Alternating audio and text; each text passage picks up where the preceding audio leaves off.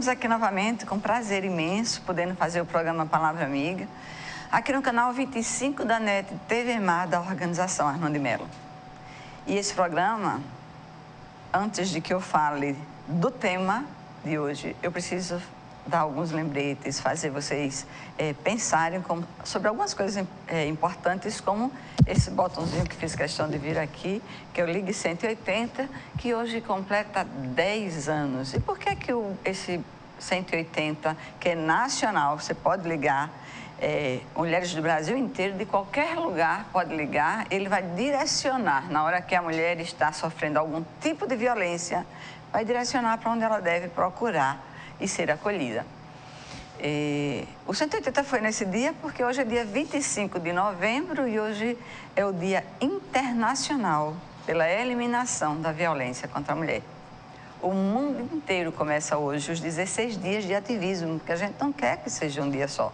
E a ONU Mulher, ela conversando com todos os países que passam por essa dificuldade, e o Brasil, que está em 5º lugar no mundo, Alagoas, empatado com Goiânia no 4º lugar, que a gente diz 3º e 4º, né?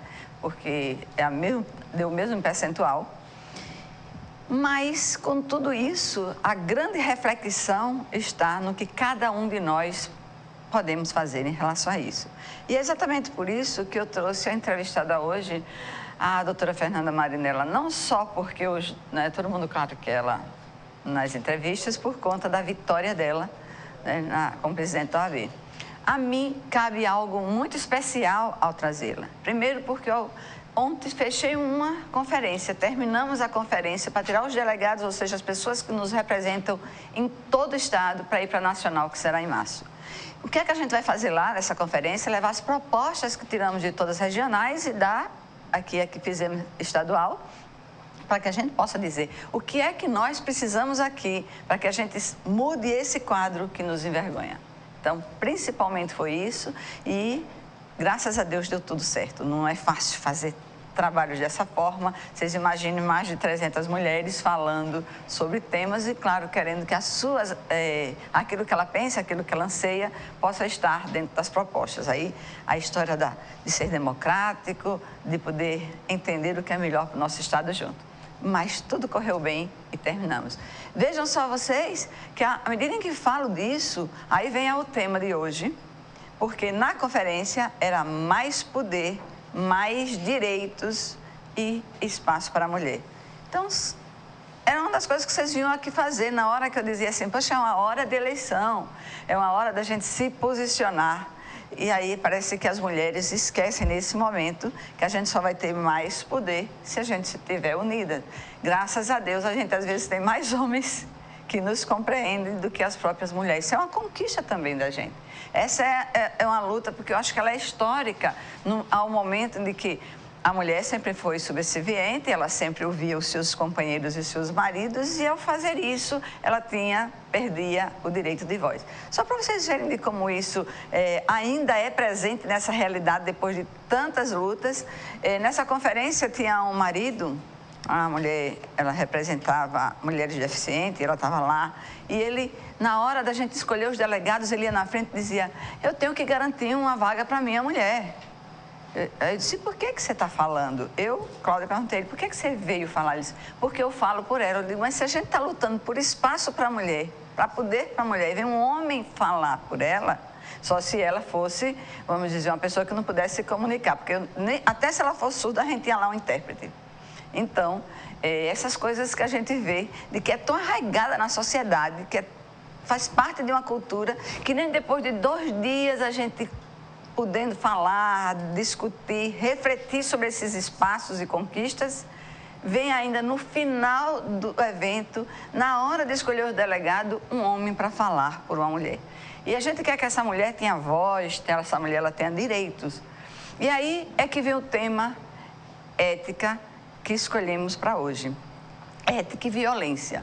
Violência porque é tudo isso que a gente vive e que a gente não sabe como lidar, porque a gente não sabe de onde é que vem essa violência. Hoje os grandes estudiosos, pesquisadores, eles se debruçam para saber por que essa violência está acontecendo desse jeito na minha casa, do meu vizinho, no meu parente, porque todo mundo de alguma forma sofre. E aí as pessoas estão pesquisando sobre tudo, mas elas não estão pesquisando sobre a mente humana.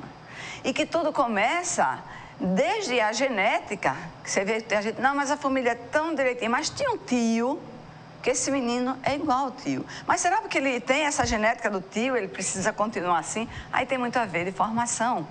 Essa educação que se esquece, onde a gente vive dizendo, e eu já disse muitas vezes aqui a você, de que a gente tenta construir um mundo melhor para os nossos filhos, nossos netos e bisnetos e as nossas gerações, mas a gente não constrói os filhos para este mundo que queremos. E essa é a nossa grande responsabilidade de ética. E o que seria essa ética, se não a gente poder ser aquilo que não nos envergonharíamos que as pessoas soubessem e vissem? Para ser simples assim.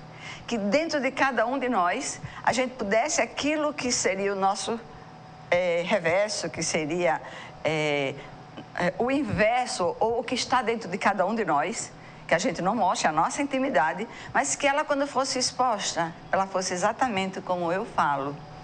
Isso não é uma coisa fácil. Poucas são as pessoas que a gente pode dizer assim, essa pessoa diz, cumpre, age, todas as pessoas sabem de que ela faz exatamente aquilo de que ela diz. Porque é mais fácil a gente saber da teoria do que a gente ir para a prática, porque vem dessa educação e dessa formação que eu falava. Imaginem só os senhores, que quando a gente está em algum lugar, vendo uma mãe ou uma criança com um filho, eu já vi várias vezes, tenho certeza que vocês também, onde a criança diz assim, ah, mas eu quero um brinquedo igual aquele amigo. E a mãe disse, depois a gente conversa, mas eu quero um brinquedo igual aquele amigo. Tá certo, a gente depois acerta isso. E aí, o que é que eu posso dizer para vocês? É que depende de cada um de nós, como é que a gente vai lidar com esse filho para que ele seja amanhã. Porque se a gente diz a ele, o seu amigo pode ter aquele brinquedo, a mamãe não pode lhe dar esse brinquedo, não acha necessário, não é importante ter esse brinquedo, ou é isso que você está pedindo. Se eu digo que faço isso porque eu lhe amo, essa criança, ela vai sofrer menos do que ela sofreria se você mostrar a ela que isso é fácil e dá tudo que ela quer.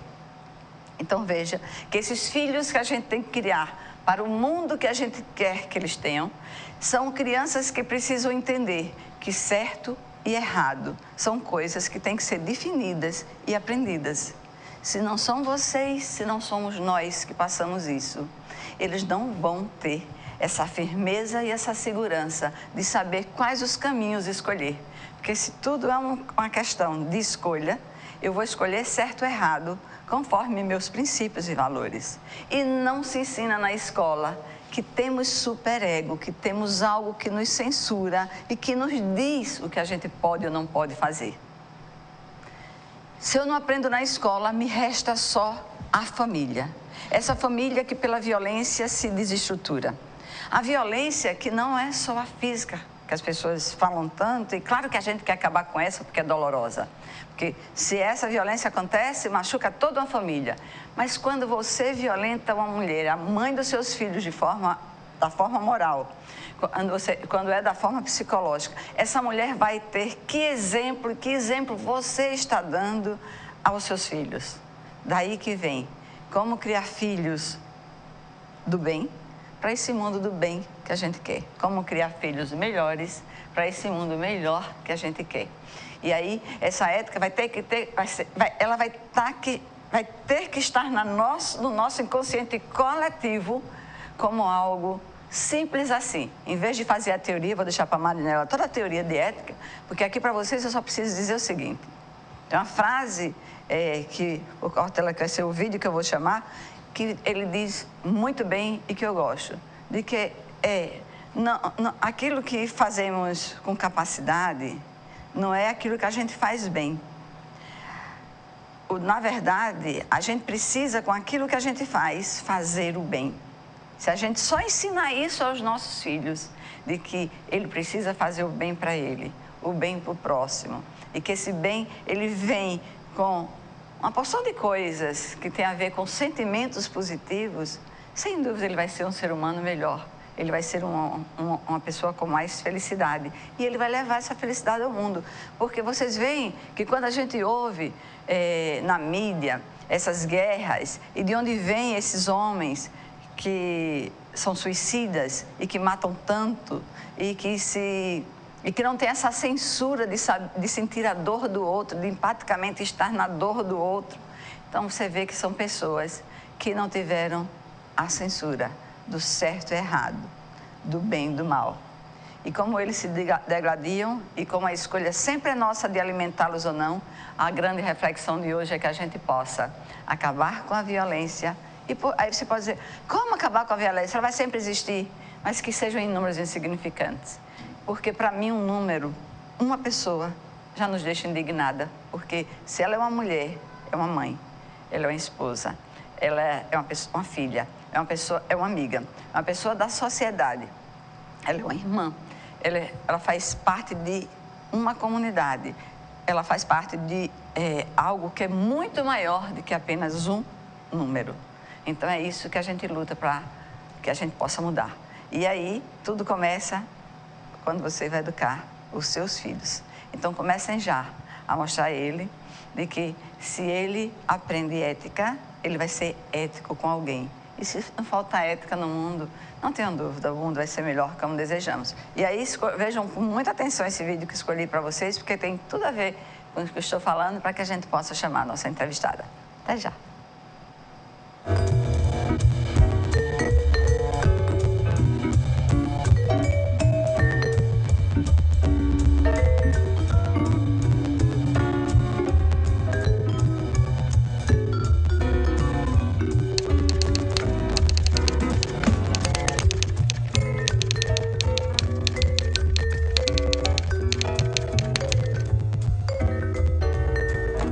O primeiro passo é ter uma esperança ativa, isto é, uma expectativa positiva que se vai buscar.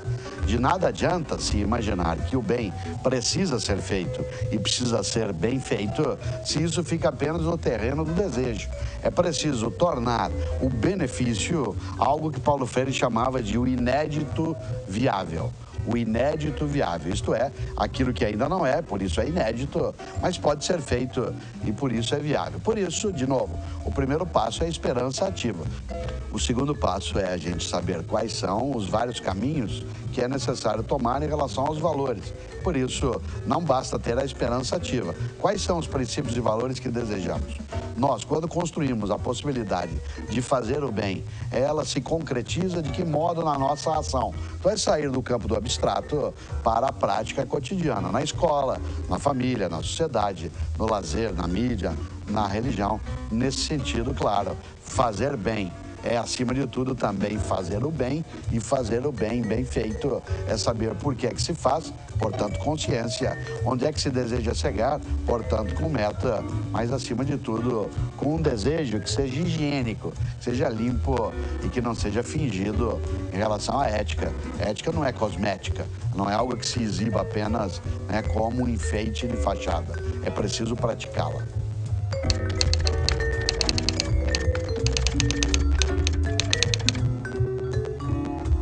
Todos nós temos de nos reinventar o tempo todo. A escola não pode se ausentar dessa tarefa. Nós lidamos na escola com vida, vida é processo e processo é mudança. Um professor ou uma professora que não se reinvente no cotidiano nem sempre percebeu aquilo que a escola tem como uma das suas exigências, isto é, a sua atualização. A escola não pode ficar anacrônica, fora do tempo. A escola precisa, antes de mais nada, lidar com o contemporâneo, trazer a esse contemporâneo situações que no passado existiram, que são positivas e têm que ser trazidas até agora, e deixar lá no passado aquilo que não tem mais lugar nos tempos atuais. Por isso, para que a escola trate sim do tema da ética, ela necessita, acima de tudo, entender que ética, especialmente na educação básica, não é apenas uma disciplina. Ao contrário, ela tem que ser uma presença constante em qualquer um dos componentes curriculares e tem que fazer parte do projeto pedagógico da escola. Nós nos amparamos numa reflexão sobre ética para que nós não descuidemos, né, da própria ética. Nesta hora, a escola tem que lembrar que, tal como existe o menor aprendiz, nós, professores e professoras, somos maiores aprendizes. Isto é, continuamos a nossa vida toda, mesmo com mais idade, aprendendo a fazer o que tem que ser aprendido.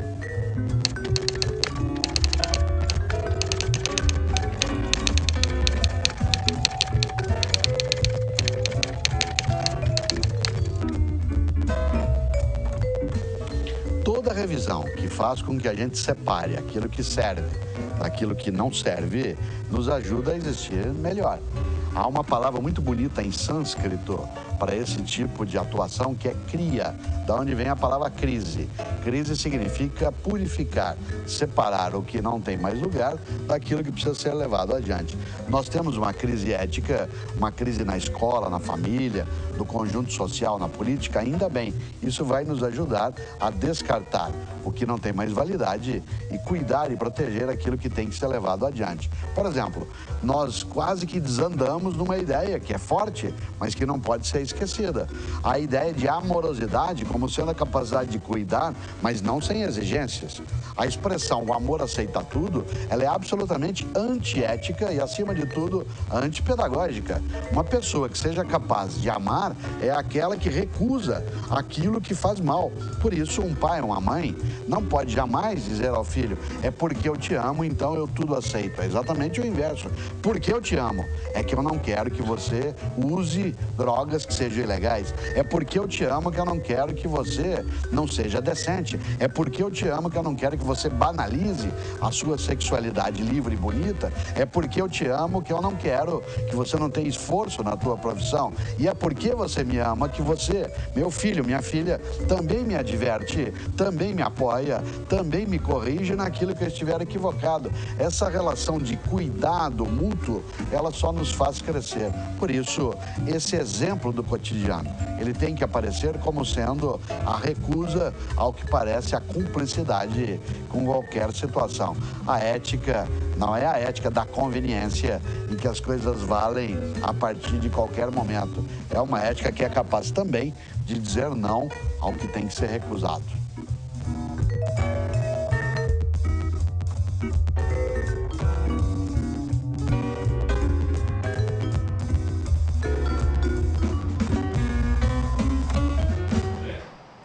Vou escolher um vídeo que faz exatamente a propaganda do mais novo livro do Mário Sérgio Cortella. Ele que é filósofo, educador e que eu sou uma das fãs de carteirinha porque me identifico com cada palavra do que ele diz. Vocês vejam de que quem me assiste nesses 10 anos de programa Palavra Amiga, vê que muitas das palavras que o Mário Sérgio fala, eu, às vezes, imito.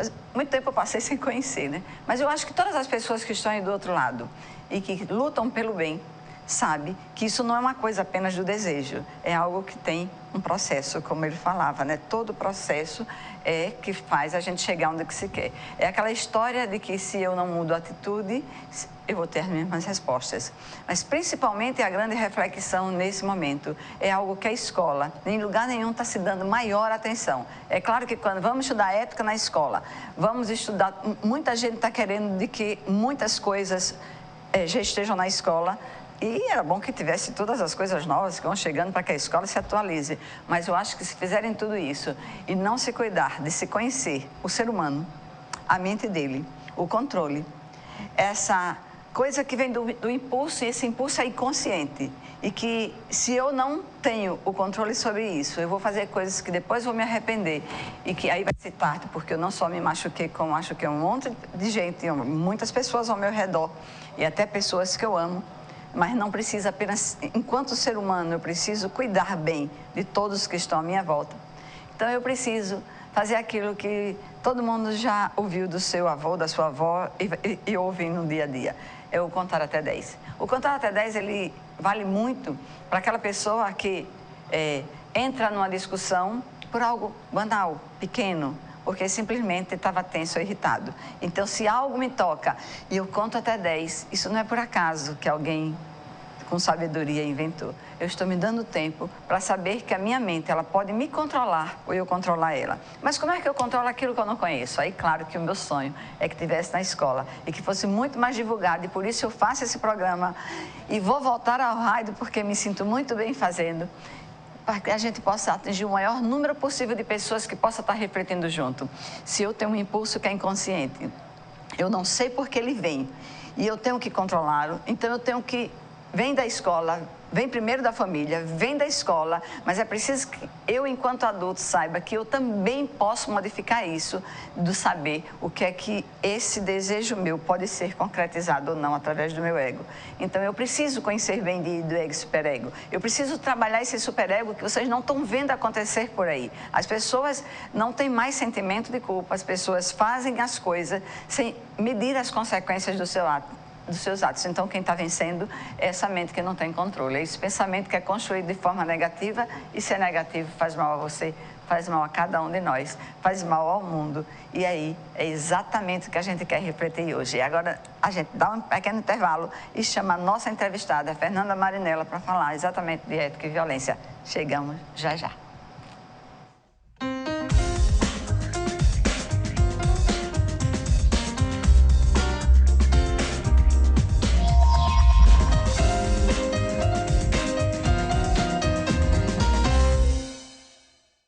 De aniversário Galpão Sofisticador. Sofá retrátil 10 de R$ 149,90. Toda loja com 30-50% de desconto real. Nas compras à vista acima de R$ 1.999, você ganha uma linda poltrona. Galpão Sofisticador, Avenida Menino Marcelo 280. Você sabe o que ele faria se alguém o provocasse xingando, ofendendo, chamando para a briga? Nada. Minha vida vale mais do que qualquer briga ou discussão. No Brasil, centenas de pessoas são mortas por motivos fúteis. Conte até 10. A raiva passa, a vida fica. Paz. Essa é a atitude. Uma campanha do Conselho Nacional do Ministério Público e ENASP.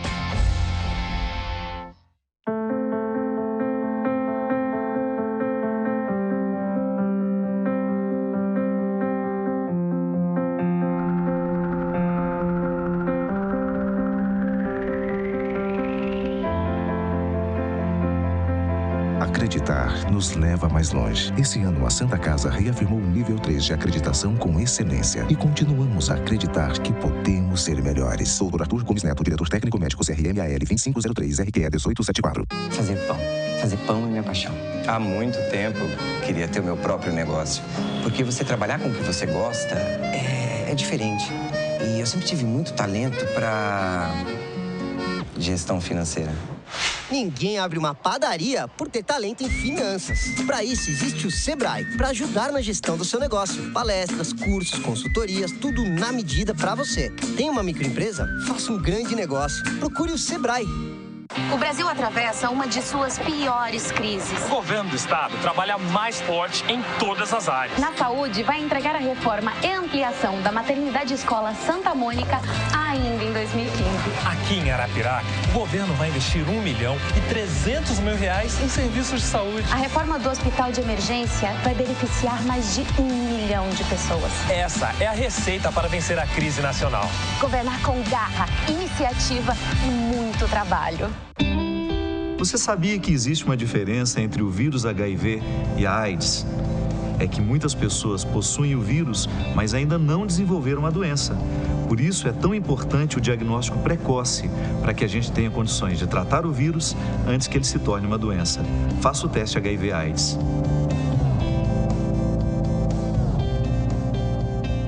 Apoio Organização Arnon de Melo.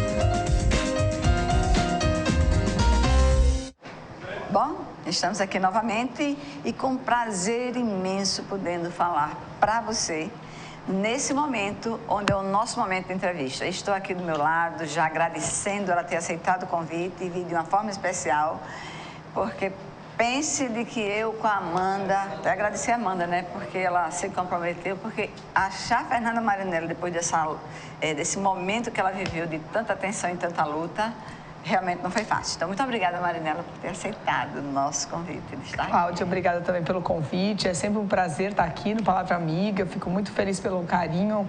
E, na verdade, foram dias de bastante correria, né? Após o processo eleitoral. Muitas entrevistas, muito trabalho. Nós já começamos um trabalho de transição na OAB. Então, também trabalho desde segunda-feira, que a gente não para também já com esse processo de transição. Então, tá uma correria, mas é aquela correria boa, né? Que bom que deu certo e agora vamos construir o projeto. Pois é, e inclusive você estava junto comigo na abertura da Conferência Estadual da Mulher. E aí, o tema desse ano é exatamente mais espaço e poder para as mulheres, não é? E aí não nos cabia, vamos dizer, essa luta de torcer para que uma mulher ganhasse. Mas a gente hoje, o nosso tema é ética, a gente claro que ficou feliz com isso, né? Você sabe, mas o tema hoje é ética e violência, não só porque hoje é o Dia Internacional pela Eliminação da Violência contra a Mulher, como também porque ética tem sido, eu acho que ela é uma coisa que se mistura com a outra na hora em que as pessoas não compreendem, né, Marinela? De que se eu tenho ética, dificilmente eu vou praticar a violência porque eu vou estar sabendo respeitar as pessoas, né? Claro. E aí, para você, o que seria, na visão da professora, da advogada Marinela, ética e violência? Na verdade, eu acho que nós vivemos hoje um problema sério no nosso país, passando pela ética no exercício das profissões, pela ética no exercício político, os nossos gestores, os nossos representantes. Vivemos uma crise nacional com relação à ética nas relações. E essa crise nacional com relação à ética nas relações, é claro que acaba culminando na corrupção e acaba culminando muitas vezes também em ato de violência. Então, isso é muito ruim para as relações, sejam relações pessoais, sejam relações familiares, mas também para as relações profissionais. E o que tem de mais sério, Cláudia, é que quando nós não temos o respeito pela ética, automaticamente há uma descrença. E há uma descrença pelo relacionamento, há uma descrença pelas instituições, há uma falta de esperança da nossa sociedade para um futuro melhor para as nossas futuras gerações. E esse é um compromisso de cada um, esse é um compromisso de cada cidadão. Eu sempre venho dizendo que quando era criança eu tinha aquele sonho de mudar o mundo, né? Achava que era fácil apertar um botão e a gente conseguia mudar o mundo. Mas depois você descobre que você não vai conseguir mudar o mundo sozinha, mas que você vai conseguir mudar o seu quadradinho, mudar o seu espaço, fazer a sua parte e que cada um fazendo a sua parte, nós teremos sim um futuro melhor. Então vivemos um momento difícil na democracia brasileira, vivemos um momento difícil nos dados no que diz respeito à violência, vivemos um momento difícil nos dados no que diz respeito à violência contra a mulher, então, e esses números precisam mudar. E nós precisamos mudar sempre fazendo cada um o seu pedaço, cada um o seu quadrado, cada um a sua parte dessa história. E é claro que tudo isso passa por ética. Ética na criação dos filhos, ética nas relações profissionais, ética na escolha dos nossos governantes, ética em eleições limpas, né? Começa por aí. Quando a gente pensa em eleição, na escolha dos nossos representantes, seja no representante na ordem, seja no representante no Congresso Nacional, na presidência da República, tudo isso passa por um processo de ética. Então, ética é aquela correção de atitudes, é aqueles princípios adequados, é a boa conduta, né? São aqueles princípios de convivência, de relacionamento, sempre na boa fé, sempre no respeito pelo outro. Então, isso é fundamental nas relações. E isso é indispensável para que a gente construa um futuro melhor. Então, acho que esse é um ponto fundamental. E claro que a violência passa por aí, não há dúvida quanto a isso, porque se não há respeito, se não há ética, consequentemente haverá violência. Então, acho que isso é uma grave crise. É verdade. E nessa crise a gente tem que pensar. E esse é um programa que traz reflexões, né? Então, tudo tem a ver com o que estamos falando aqui, que as pessoas parem para pensar, porque as pessoas não têm parado para pensar, não é, Nelo? Porque a vida está tão agitada e se apressa tanto que se parar para pensar em como, aquilo que está errado e que eu tenho que consertar e fazer a minha parte. Aí você falava do quadrado. Aí dentro desse quadrado não cabe só uma pessoa, né? Porque claro, aí seria uma ilha. Então, no nosso quadrado, a gente ainda precisa de parceiros, de pessoas para que a gente faça o nosso quadrado melhor. Eu preciso da OAB para mudar os índices de violência, Ninguém vive sozinho, né, Cláudia? Na verdade, ninguém vive só. A nossa sociedade, ela é boa porque a gente vive em conjunto. Essa vida que nós temos de qualidade é porque nós vivemos em sociedade. E viver em sociedade significa cada um colaborar e respeitar o outro, né? É aquela história, eu posso ir até onde começa o direito do outro. E é claro que as nossas instituições, elas têm um papel importante e elas podem sim contribuir. E a OAB nem se se fale. Eu acho que a OAB tem um papel fundamental para melhoria na qualidade de vida, para um futuro melhor. Então, eu acho que a OAB tem sim uma responsabilidade e ela pode sim contribuir para que a gente tenha avanços na consolidação da nossa democracia, no exercício da cidadania de cada um. Então, eu acho que nós temos sim muito a contribuir para essas relações e isso é fundamental. E dentro de todos os fundamentos de que ela fala, que tem tudo a ver com o nosso cotidiano, e é esse cotidiano que faz a gente mudar e fazer a diferença, não é? As pessoas às vezes esquecem de coisas simples. Claro. Acha que tem que fazer. Quando você diz assim, eu quero mudar o mundo, eu acho que todas as crianças que tiveram as oportunidades de pensar, não é? E a capacidade, vamos dizer, estimulada, cognitiva, de estar... A gente tem essa vontade realmente de fazer algo melhor, de ser algo melhor, de ser alguém melhor. E isso aí perpassa por não só um desejo, mas também atitudes. E essas atitudes de que a gente precisa escolher, ela tem tudo a ver com aquilo que nos cerca. Então, veja que começa na família, vai para a escola, vai para a sociedade e aí vem para as nossas escolhas de adulto.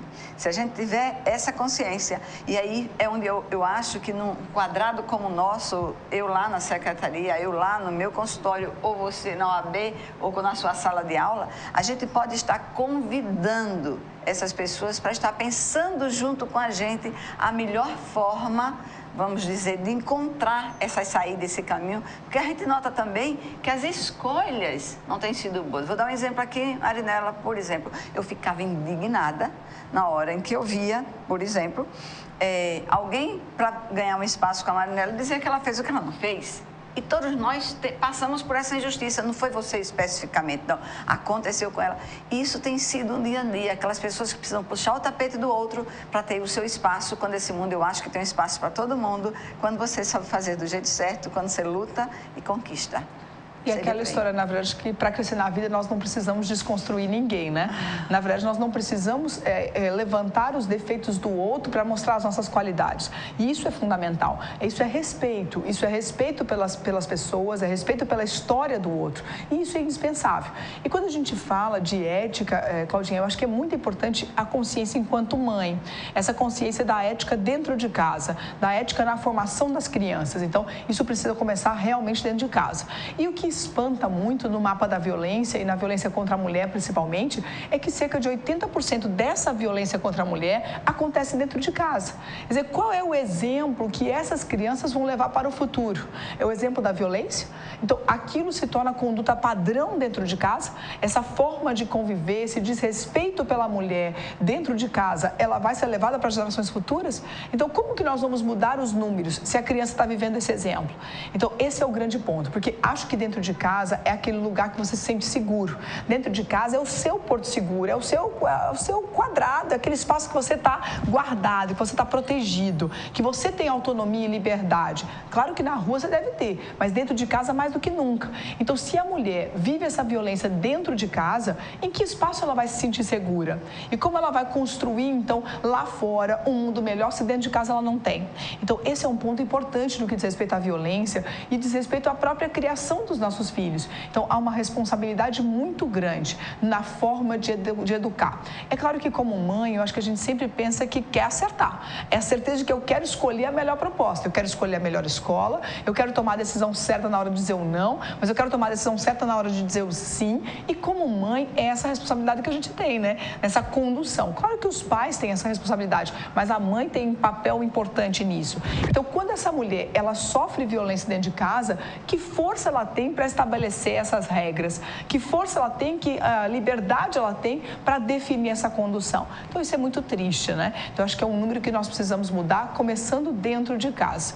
E muitas famílias são machistas ainda, né, Cláudia? A verdade é essa. Machistas e sexistas, mas a gente tem que pensar, principalmente, é que quando a doutora Fernanda Marinella, ela chama atenção para esse dentro de casa, é que essas pessoas, essa mãe e esse pai que está dentro de casa hoje, eles já vieram de uma história que, se a gente não trabalhar agora, ela vai se perpetuar.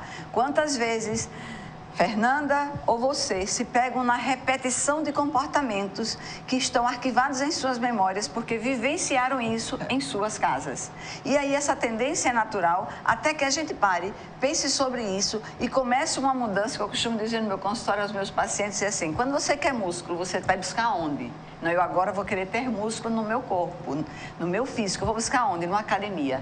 A academia mental, ela também existe. Quando você vai no consultório fazer as suas terapias, fazer as suas psicanálises, fazer as suas, não importa de que linha, você está ali aprendendo que exercício você vai estar. A própria reflexão pessoal, né, Cláudia? Aquele parar para pensar onde eu errei e o que eu posso mudar, não é?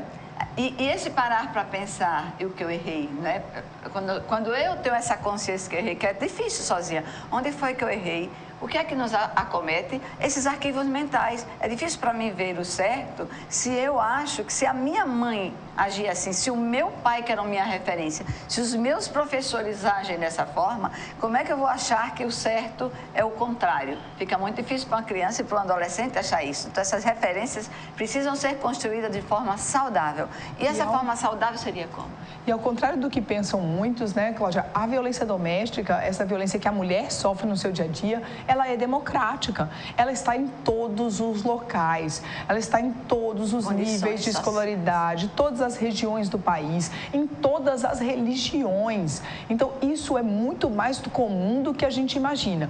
E um ponto que eu acho que a gente deve refletir é que muitas vezes, quando a gente escuta a violência, o vizinho pensa, em briga de marido e mulher, ninguém mete a colher. E ele simplesmente não vai tomar nenhuma providência. A mulher, ela não assume isso perante a sociedade. Ela acha que isso é um problema da família e que ela deve resolver dentro de casa. Então, dificilmente ela assume isso para o mundo lá fora. E aí, a verdade é que nem é briga de marido e mulher e nem é um problema só da família. Hoje, a violência é um problema endêmico, é um problema de toda a sociedade. E o Estado tem responsabilidade sobre isso. O Estado tem responsabilidade na redução desses índices, na condução desses índices. E essa é uma semente que deve ser plantada já na escola. Nós não podemos construir um futuro melhor se a gente não plantar a sementinha. Então, essa é uma semente que precisa ser plantada desde a escola. É preciso falar dessa isonomia, é preciso falar dessa igualdade. E quando a gente pensa nessa violência, especialmente no que diz respeito à mulher, isso também está muito presente no cenário que nós temos da mulher ocupando espaço de poder. Infelizmente, hoje, a mulher não ocupa espaço. Então, é lembrar que o nosso legislador é masculino, que os nossos gestores são masculinos, é pensar que o Estado brasileiro ainda é masculino, apesar da mulher já representar hoje 52% do eleitorado nacional. Então, nós somos maioria, já estudamos mais do que o homem, mas ganhamos menos do que ele. E não sentamos à mesa para tomar decisão, não participamos da tomada de decisão. Então, essa violência, ela vai ser reduzida a partir do momento que a mulher começar a ocupar esses espaços. Então, isso é um ciclo e que precisa acontecer com a mulher tendo a consciência do papel que ela tem. Eu acho que esse é o primeiro ponto. Muitas mulheres não participam porque não têm consciência da responsabilidade, não têm consciência do papel que ela tem que exercer. E foi por isso que dentro da OAB nós lançamos o movimento Mais Mulheres na OAB. Esse movimento vinha exatamente para reforçar o papel da mulher dentro da instituição. Nós conseguimos aprovar as cotas para as mulheres na eleição da ordem, mas o que era importante? Não adianta ter uma lei que diz que ela tem que participar se ela não quer participar. Então, a ideia do movimento Mais Mulheres na OAB era exatamente trazer para as mulheres a consciência e a responsabilidade dessa participação. Então, por isso é indispensável que a mulher tenha a responsabilidade e a consciência de que ela pode e de que ela deve participar. E a partir do momento que a mulher começa a ocupar esses espaços, a violência também será reduzida, porque ela participará da tomada de decisão, ela vai participar do processo de construção e execução do próprio ordenamento jurídico. Então, a realidade também será diferente. Então, é isso que nós precisamos trabalhar. Aí, veja só, Fernanda, que quando você fala de tudo isso, você fala de uma lei e a gente sabe o quanto somos privilegiadas em relação a leis, mas o que é que nos, vamos dizer assim, provoca, não é? a saber de que essas leis não têm aplicação. A aplicabilidade das leis ainda é um desafio no nosso país, nas nossas ações, que precisamos, não é, dessas leis, como da Maria da Penha. A gente sabe de que ela até é muito desconhecida. É um papel nosso, enquanto Estado, fazer essa informação. Eu acho que o conhecimento, aliás, nada é mais poderoso e traz mais poder a alguém do que a informação e o conhecimento. Esse ninguém tira de você. Agora, cabe a nós levar essa informação e esse conhecimento a que as pessoas possam escolher até não fazer, porque aí talvez precise de um psicólogo, né? Porque se sente insegura, porque se sente fragilizada, porque não sabe os caminhos diante de uma dificuldade a escolher, a atitude a tomar, mas que principalmente essas pessoas possam saber que tem caminhos e elas conheçam, que elas não deixem de fazer isso por desconhecimento, enquanto é essa informação. Não é? Eu acho que essa é uma ação que a gente pode fazer junto dentro desse quadrado, né, com muita gente, porque quando não se admite, por exemplo, eu saber que um secretário de Estado ligado a essa área, uma mulher de uma ótima vamos dizer assim, de um ótimo conhecimento cultural, dizer que nunca tinha ouvido falar do Ligue 180. Então isso me desafia. Não é? De que as pessoas saibam. O Ligue 180 não é só um canal de comunicação. É importante que se tenha consciência no que diz respeito à importância dos dados que ele consegue elencar. Porque o que nós temos hoje?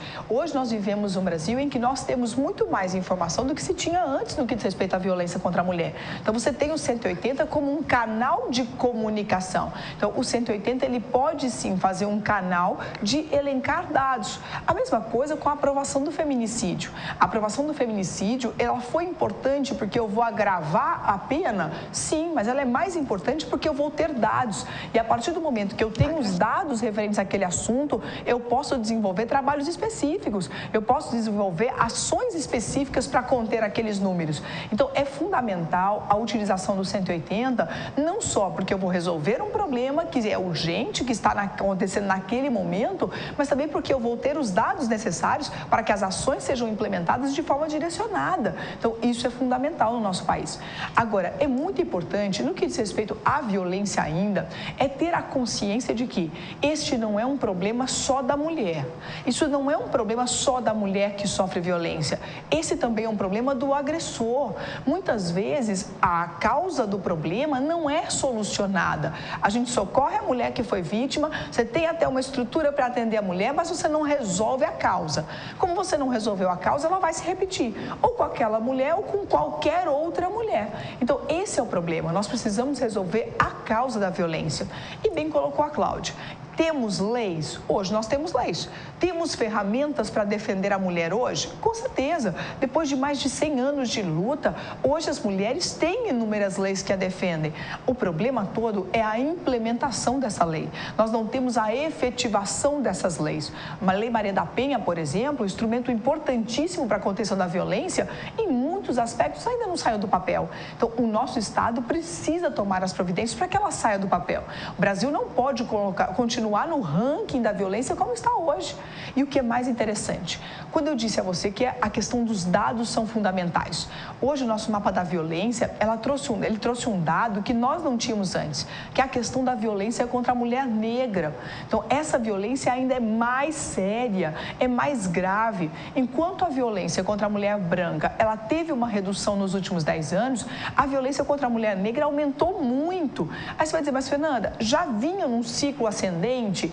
Nós não temos esses números, nós não tínhamos números anteriores. Então, esse é o problema de não ter informação.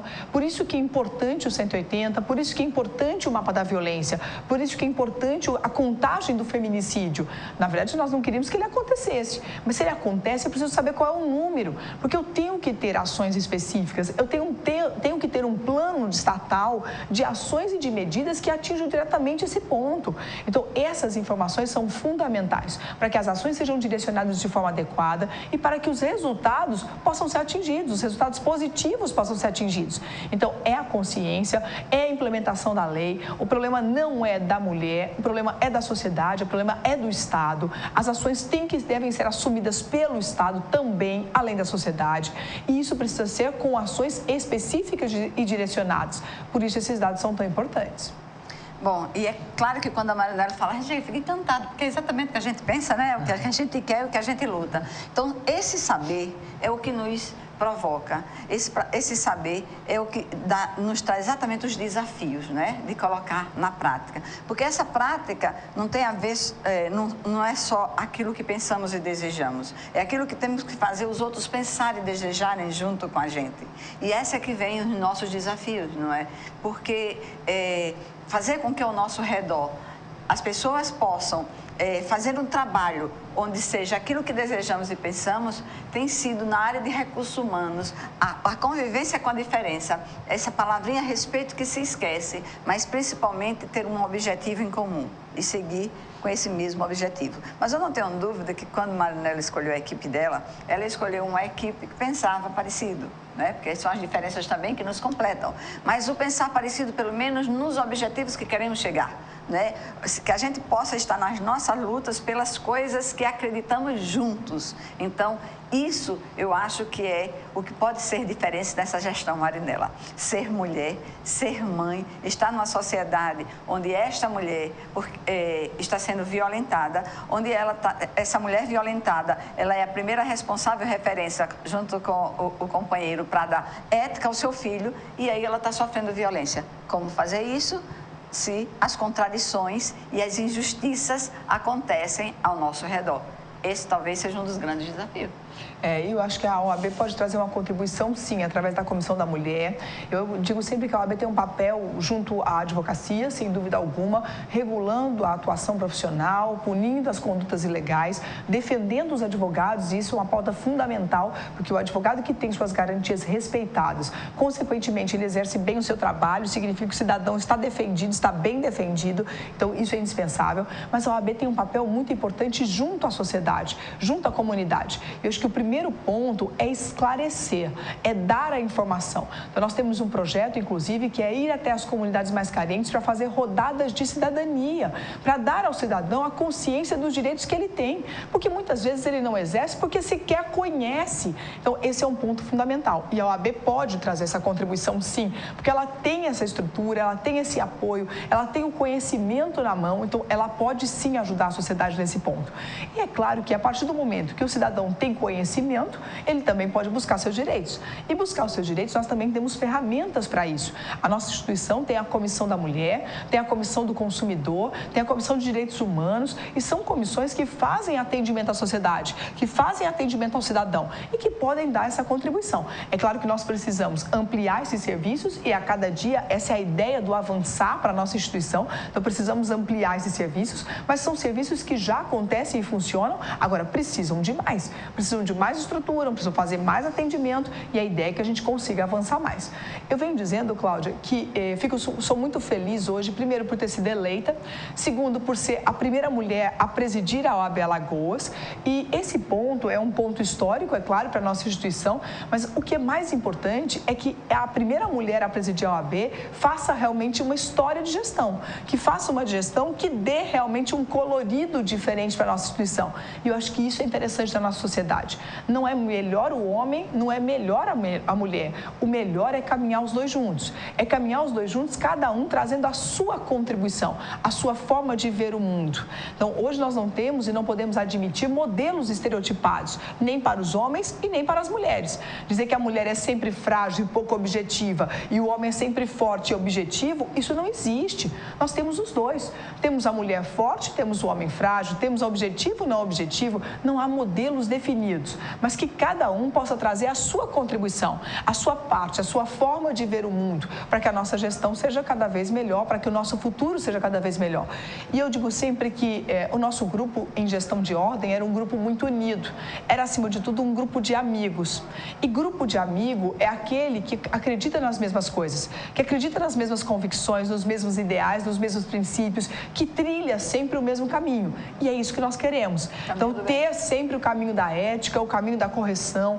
Eu digo que quero construir e quero escrever a minha história sempre da mesma forma que eu escrevi os meus livros, de próprio punho, mas com muito suor, com muito trabalho, com muita dedicação, com muito estudo. E é isso que nós precisamos. E é isso que eu quero levar também para a nossa instituição. Levar para a OAB esse toque, né, feminino, mas esse toque também da forma de conduzir a vida, como eu conduzo a minha vida pessoal, minha vida profissional.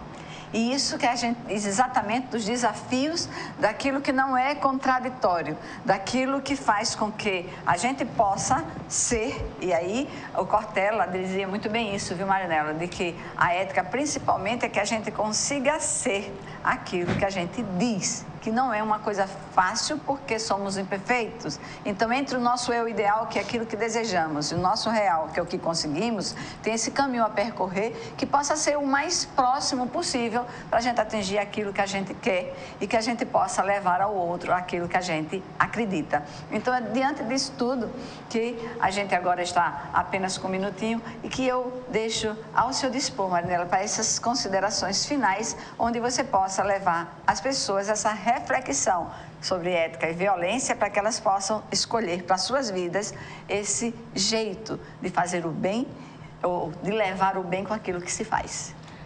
Discurso e ação devem andar sempre de forma coerente, né? Sempre ter a mesma ideia. O que eu falo e o que eu faço tem que ter sempre o mesmo tom, a mesma ação, a mesma base, o mesmo princípio. Senão não tem sentido. E é isso que nós precisamos da vida. Mas nós precisamos, sim, fazer cada um a sua parte. Dentro de casa, no trabalho, nas relações profissionais, na escolha dos nossos governantes e sempre trazendo a sua contribuição. E eu deixo aqui o seguinte... Feita a eleição da ordem, desmonta-se os palanques. A instituição é de todos os advogados. E eu espero que todos venham contribuir. Queria muito contar com a ajuda de cada um. Afinal de contas, a OAB só resolverá todos os problemas e estará em todos os locais e trará a contribuição necessária à advocacia e aos advogados se contar com a contribuição de todos. Então, as portas estarão abertas, as boas ideias serão todas acolhidas e as críticas também serão críticas construtivas que servirão para impulsionar novas mudanças, novas ações, novos projetos. Então, eu conto com a ajuda de todos para que a gestão seja, sim, uma gestão histórica, com grandes avanços para a nossa instituição. Uma mulher como a Marinela, Fernanda Marinela, ela é respeitada onde ela passa e aqui na TV Mar ela sabe que tem um espaço garantido. Não só a mim enquanto amiga e admiradora, e eu acho que as mulheres têm que ter cada vez mais essa admiração uma pela outra, para que a gente possa se ajudar, como pela certeza de que vamos fazer grandes trabalhos juntos, porque acreditamos nas coisas que a gente realmente quer para esse mundo, para os nossos filhos e netos, né? Com certeza. Então, o que eu deixo para vocês de reflexão nesse momento, ao mesmo tempo que agradeço a Fernanda Marinela mais uma vez estar aqui com a gente e colocar à disposição de todas as vezes que ela precisar, de que você aí que ouviu esse momento, que assistiu o nosso vídeo, que teve esse momento para parar, para pensar que na correria da vida não se faz muito, que a gente possa buscar todos os caminhos, todas as atitudes, todos os gestos de sentimentos bons, para que dentro de cada um de nós a gente alimente o bem. E se é esse que a gente vai alimentar, é o bem que vai ganhar. É isso que queremos para nós, para vocês. Então, até o próximo programa aqui na TV Mar, canal 25 da NET da Organização Arnaldo Mello. Até a próxima.